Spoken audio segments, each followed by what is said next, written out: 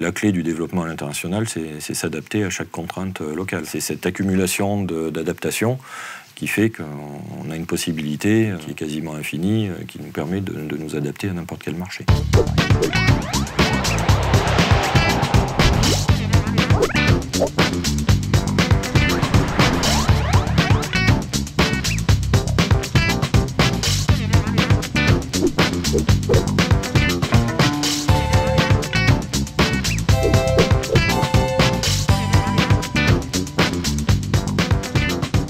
Scopema première.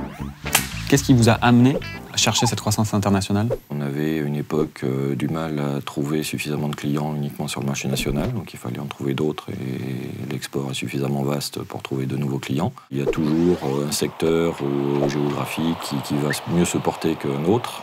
On se dit si on dépend trop des normes européennes qui peuvent évoluer et avoir un impact négatif, il faut aller chercher des marchés qui ne dépendent pas de ces normes européennes, d'où le développement sur des destinations overseas. Quand vous allez à la découverte d'un nouveau marché, méthodologiquement, comment vous vous y prenez? Travailler avec des partenaires locaux. On ne peut pas transposer la recette française et l'appliquer dans les autres pays. Donc il faut absolument passer par des partenaires qui vont vous faire ressentir quels sont les besoins propres à chaque culture, à chaque ressenti, à chaque contrainte d'homologation. Comment, en termes administratifs ou juridiques, on prépare son offre pour justement ces pays-là? Je pense que le premier risque, c'est essayer de sécuriser les conditions de paiement.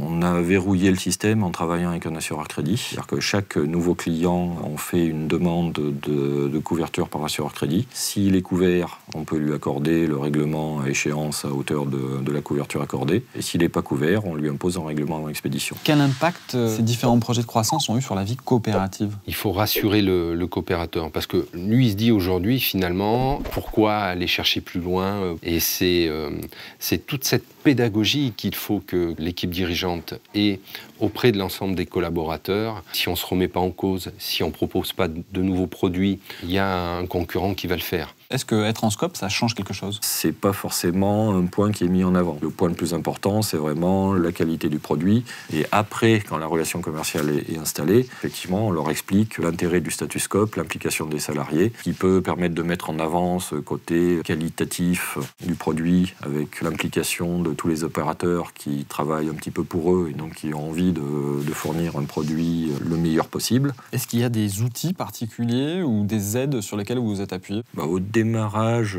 des actions de prospection, on s'était appuyé sur les aides de la COFAS, qui ont des mécanismes d'aide à la prospection, parce que pour un démarrage, c'est quelque chose qui est assez important. Je crois que ce qui a été très pertinent, ça a été la rencontre avec Gérard Cassissi, c'est la Fédération Industrie. Et là-dessus, son œil extérieur a permis effectivement, à travers l'outil industriel, retracer l'ensemble des flux, voir où on pouvait avoir des gains de productivité, et puis aussi faire partager l'expérience de chef d'entreprise à chef d'entreprise. Est-ce que vous avez des conseils à donner? Appréhender chaque marché de manière différente et personnalisée, adapter ses produits quand c'est nécessaire au marché, être patient et persévérant. Le succès à l'export prend du temps, ça coûte de l'argent, c'est un gros investissement au départ pour le lancement.